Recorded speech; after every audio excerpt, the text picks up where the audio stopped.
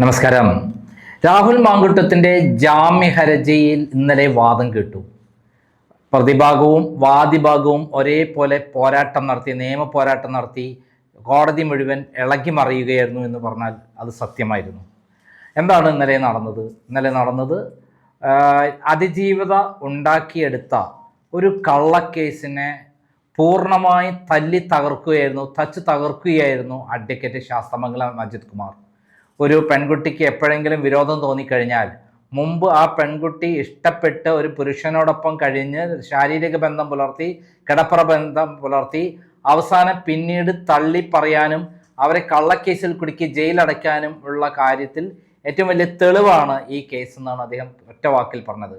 വേട്ടക്കാരനോടൊപ്പം വേട്ടയാടുകയും ഇരയോടൊപ്പം ഓടുകയും ചെയ്യുന്ന പ്രവൃത്തികളാണ് ഇപ്പോഴത്തെ കാലത്ത് ഈ ഇങ്ങനെയുള്ള പെൺകുട്ടികൾ ചെയ്യുന്നു. അതിൻ്റെ ഏറ്റവും വലിയ തെളിവാണ് രാഹുൽ മാങ്കൂട്ടത്തിനെതിരെയുള്ള കേസ് എന്നാണ് അദ്ദേഹം പറഞ്ഞത്.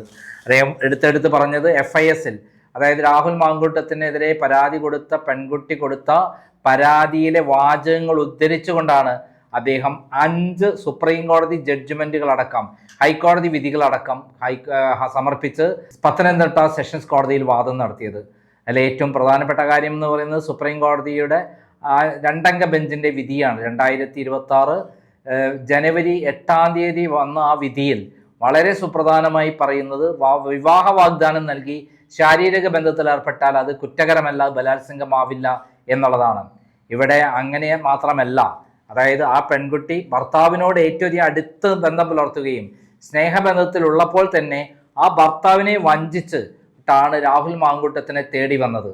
അവർ തന്നെ എടുത്ത റൂമിൽ രാഹുൽ മാങ്കൂട്ടം എത്തിപ്പെട്ടപ്പോൾ അപ്പോൾ തന്നെ ബലാത്സംഗം നടന്നു എന്നാണ് അവർ പറയുന്നത്. മുഖത്തടിക്കുകയും മുഖത്ത് തുപ്പുകയും അതേപോലെ ശരീരം മുഴുവൻ ഭയങ്കരമായി വേദനിപ്പിക്കുകയും ചെയ്തു എന്ന് പറയുന്ന, ക്രൂരമായി ബലാത്സംഗം ചെയ്തു എന്ന് പറയുന്ന പരാതി നടന്നിട്ട് 1 വർഷവും 7 മാസവും കഴിഞ്ഞു.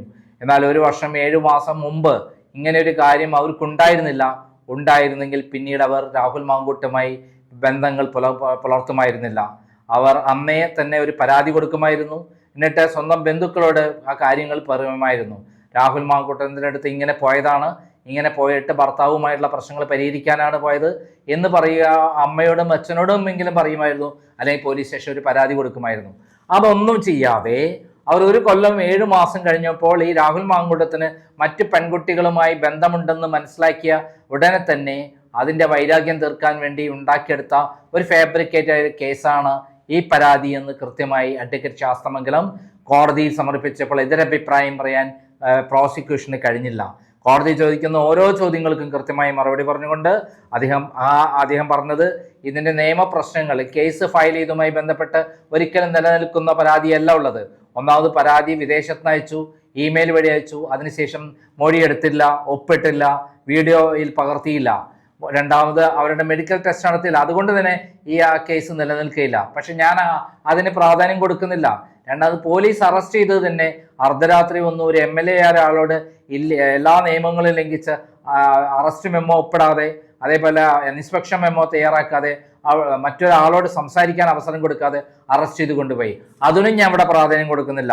ഞാൻ പ്രാധാന്യം കൊടുക്കുന്നത് പ്രധാനമായിട്ടും ആ പെൺകുട്ടി സ്വന്തം ഭർത്താവിനെ വഞ്ചിച്ച്, സ്വന്തം ഭർത്താവിനോട് വളരെ അടുത്ത ബന്ധമാണ് സ്ഥാപിച്ച്, വലിയ വിദ്യാഭ്യാസമുള്ള ഡോക്ടറേറ്റ് നേടിയ പെൺകുട്ടി ഭർത്താവായ ഡോക്ടറെ വഞ്ചിച്ചുകൊണ്ട് അവർ ഒരേ സമയം ഭർത്താവിനോടും ഒരേ സമയം ഈ കാമുകനോടും ഒപ്പം കഴിഞ്ഞുകൂടാൻ ശ്രമിച്ചു എന്നുള്ളതാണ് ഗുരുതരമായ തെറ്റം.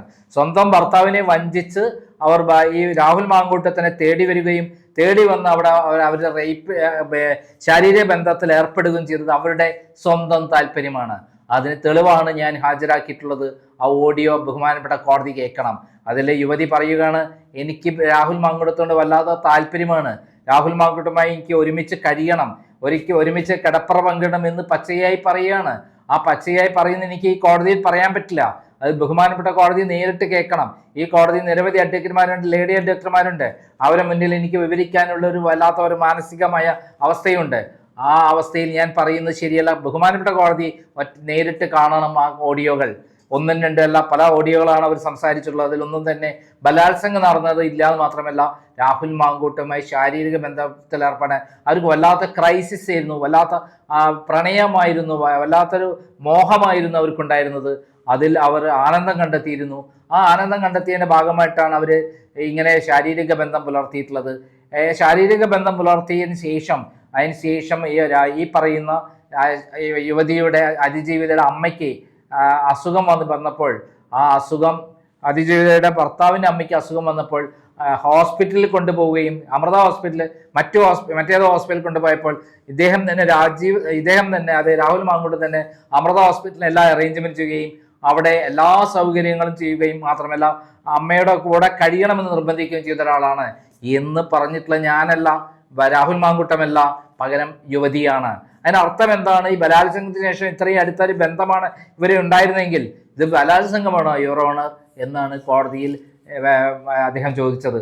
അങ്ങനെ അതിനുശേഷം അതുപോരാഞ്ഞ് ഇവരുടെ ബന്ധം വളരെ ആത്മാർത്ഥമായി ബന്ധം തുടരുമ്പോൾ ആ സമയത്ത് സംശയം തോന്നുകയും എൻ്റെ കക്ഷി അവരുടെ ഫോൺ കട്ട് ചെയ്യുകയും ചെയ്തു, ഫോൺ ബ്ലോക്ക് ചെയ്തു. അതിനുശേഷം എൻ്റെ സുഹൃത്തായ രാഹുൽ മാങ്കൂട്ടത്തിൻ്റെ സുഹൃത്തായ ഫെനി നൈനാനുമായി ബന്ധപ്പെടുകയും യുവതി നിരന്തരമായി ബന്ധപ്പെടുകയും അവർ ധാരാളം വാട്സപ്പ് ചാറ്റുകൾ അയച്ചു. ആ ചാറ്റുകളിലൊക്കെ തന്നെ പറയുന്നത് എന്താ, എനിക്ക് രാത്രി രാഹുൽ മാങ്കൂട്ടത്തിനോടൊപ്പം അർദ്ധരാത്രി ഒരുമിച്ച് കഴിയണം, 3-4 മണിക്കൂർ ഒരുമിച്ച് കഴിയണം എന്നാണ് പറഞ്ഞത്. അതിന്റെ അർത്ഥം എന്താണ്? അർദ്ധരാത്രി ഒരു യുവതി ഭർത്താവിന് പകരം മറ്റൊരു പുരുഷനോടൊപ്പം കഴിയണം 3-4 മണിക്കൂർ എന്ന് പറഞ്ഞാൽ അതിന്റെ അർത്ഥം എന്താണ്? ഒരു ബലാത്സംഗം നടന്നു, കയറിപാടെ തന്നെ ആ തിരുവല്ല ഹോട്ടലിൽ കണ്ട ഉടനെ ചാടി വീണ ബലാത്സംഗം ചെയ്തു എന്ന് പറയുന്ന രാഹുൽ മാങ്കൂട്ടം ഈ 3-4 മണിക്കൂർ കാണുമ്പോൾ അതേപോലെ ബലാത്സംഗം ചെയ്യില്ലേ? അപ്പം ആദ്യത്തെ ബലാത്സംഗത്തോടെ സ്വയം കഴിഞ്ഞോ? അപ്പം പുതിയ ബലാത്സംഗത്തിൽ തയ്യാറായിട്ടാണോ യുവതി വന്നിരിക്കുന്നത്? ഇവിടെയാണ് വൈരുദ്ധ്യങ്ങൾ വരുന്നത്. അവരുടെ പരാതി നിലനിൽക്കുന്നതല്ല എന്ന് പറയുന്നത്. ഒരേ സമയത്ത് ആദ്യം ബലാത്സംഗം നടന്നു പറയുന്നു, വീണ്ടും രാഹുൽ മാങ്കൂട്ടത്തിനെ കാണാൻ വേണ്ടി പറയുന്നു. ഇത് എന്തൊരു പരാതിയാണ്! ചവറ്റുകൊട്ടയിൽ എറിയേണ്ട പരാതിയല്ലേ?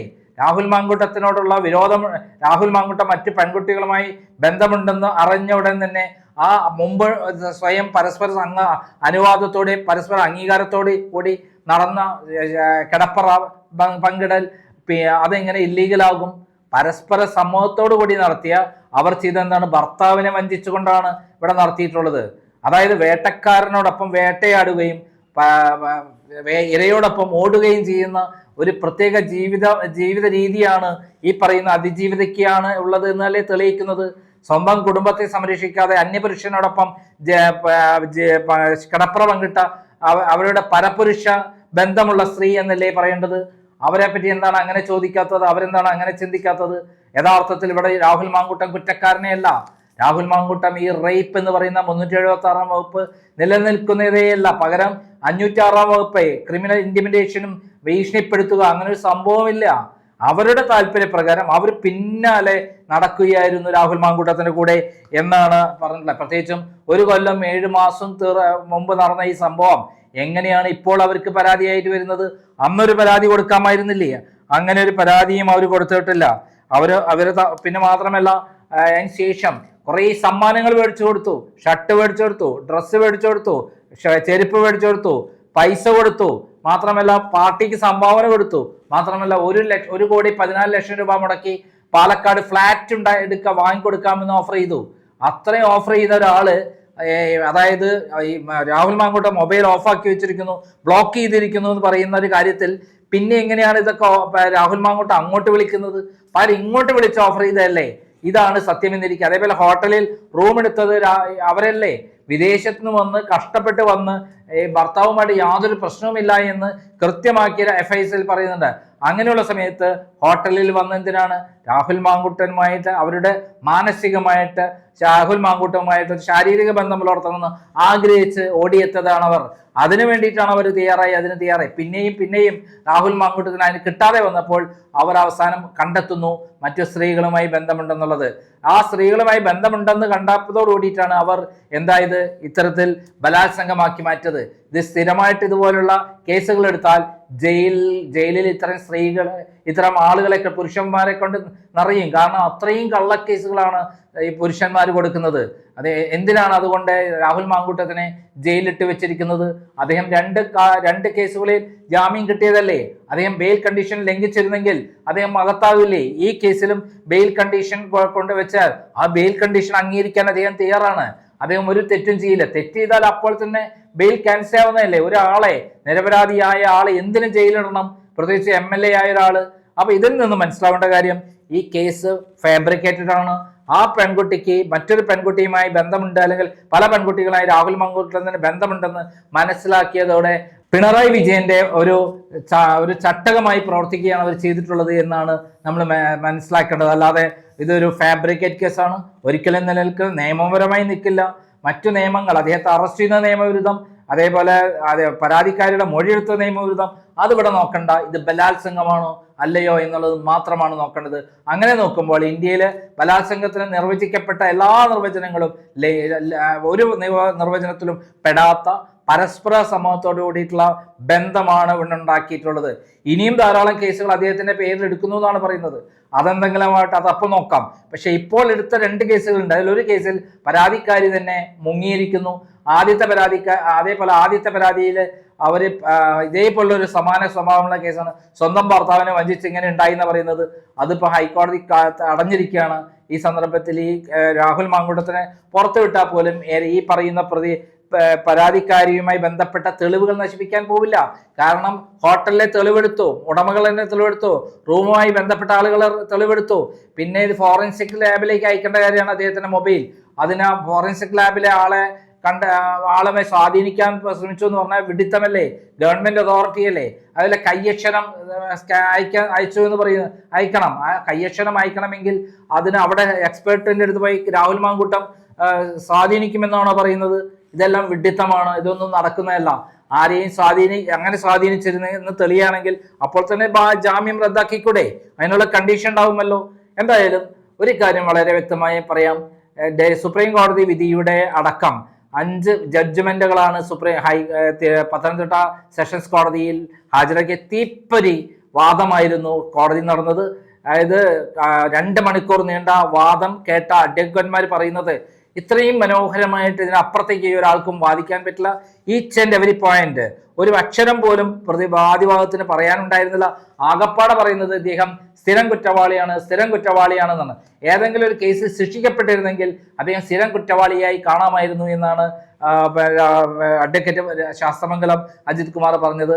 എന്തായാലും അഡ്വക്കേറ്റ് ശാസ്ത്രമംഗലം അജിത് കുമാറിന്റെ വാദങ്ങൾ എന്തെങ്കിലും സംശയമുണ്ടെങ്കിൽ അതിന് അടുത്ത പോസ്റ്റിംഗ് ചോദിക്കാം, അല്ലെങ്കിൽ അടുത്ത പോസ്റ്റിലെ വിധി പറയും 24-ാം തീയതി എന്നാണ് പറയുന്നത്. എന്തായാലും നമുക്ക് 24-ാം തീയതി വരെ കാത്തുനിൽക്കാം. രാഹുൽ മാങ്കൂട്ടം പുറത്തിറങ്ങുമോ ഇല്ലയോ എന്ന് നമുക്ക് അന്നറിയാം. നന്ദി, നമസ്കാരം.